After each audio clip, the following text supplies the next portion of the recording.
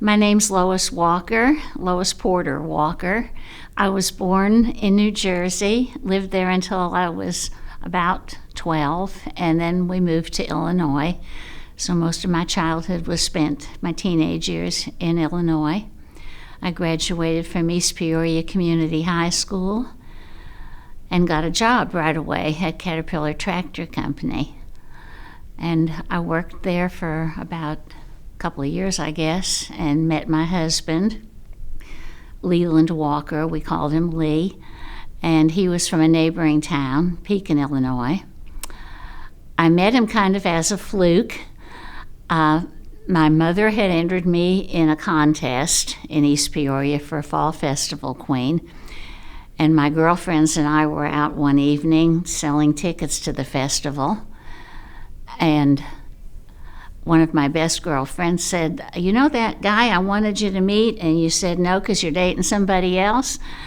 And I said, "Yeah, well, he's over there now with his buddies. Come over and let me introduce you." So she introduced me, and I told him that I was selling tickets for the East Peoria Fall Festival. And he said, "Put your phone number on the book, and I'll buy a whole book." Well, we started to date, and we were married 5 months later. He had just gotten back out of the service when I met him, and there was a recession hit the country, and he went back in shortly after we were married, and we had our first daughter, Karen.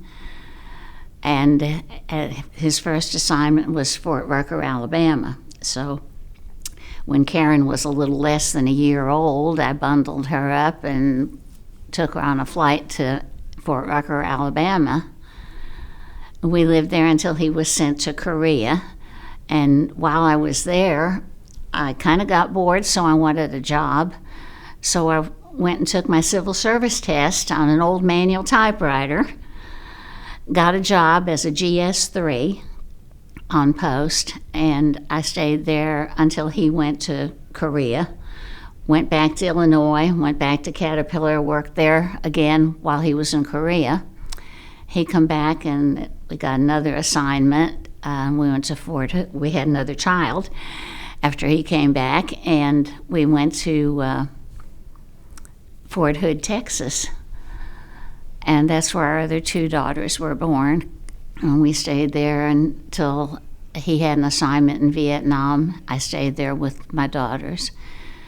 And he came back from Vietnam, and we decided, what do we want to do? Do we want to go back up north and live, or do we want to stay here? And we didn't really want to do either one. Well, I was already implanted in a civil service job, had gotten one promotion to a GS4. And so I checked out NASA. It was NASA's early days. So I had a chance to have 3 interviews there. And we took off and moved from Fort Hood to Houston to Deer Park. And he had come on ahead and checked out the school systems, decided that it was a good place to raise our kids. And so we moved there, and I was selected for one of the jobs I interviewed for. And I kind of started to climb up the secretarial ladder then, one rung at a time. Got stuck as a 6 for a long time. And finally, my last secretarial job at Johnson Space Center was for the deputy director. At the time, his name was Bob Getz. And I was his secretary until we had the fatal Challenger accident. Most of top management got reassigned or asked to resign at that time.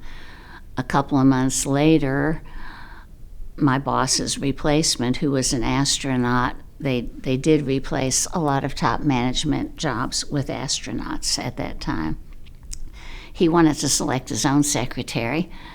So I'm off to more interviews, this time in the administrative field. And I went to work in safety, reliability, and quality assurance as an administrative assistant.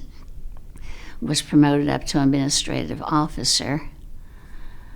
And in that capacity, I've eventually moved into managing a program.